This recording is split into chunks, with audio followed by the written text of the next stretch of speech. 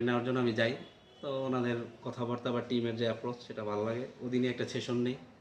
Session নেওয়ার পরে অন্য হচ্ছে গিয়ে আমাকে টোটাল 12টা সেশন আর 4টা হচ্ছে গিয়া ফিজিক্যাল সেশন, টোটাল 16টা সেশনের কথা বলে।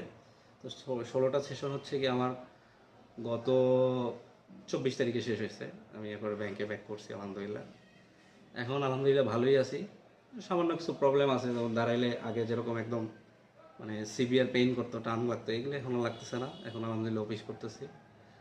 আর আমার কথা হচ্ছে পেইন কেয়ার গাইরোপ্র্যাকটিক সেন্টারে আমি ট্রিটমেন্ট নিছি। মানে যখন যাদের আসলে সার্জারি দরকার, সার্জারি তো অল্টারনেটিভ নাই, যাদের সার্জারি দরকার নেই, মানে মোটামুটি ইনিশিয়াল স্টেজে যারা বুঝতে পারেন যে মোটামুটি হাঁটাচলা করা যায় বা অন্য কোনো লক্ষণ থাকলে সেক্ষেত্রে আপনারা একটা সার্জারির যে অল্টারনেটিভ যে জিনিসগুলি আছে এগুলোতে একটু ভিজিট দিতে পারেন। তাহলে হচ্ছে কি কিছু অন্তত সার্জারির মতো, সার্জারি যে কেউ আমরা করতে চাই না, কারণ হচ্ছে সার্জারি কিছু মানে ঝামেলা আছে।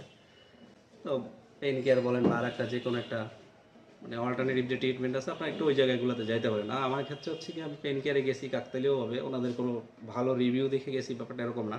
সামনে একটা ভিডিও আসছিল, ওখান থেকে ওনাদের অ্যাড্রেসটা পাওয়া। আমি আলহামদুলিল্লাহ এখন ভালোই আছি। ঠিক আছে।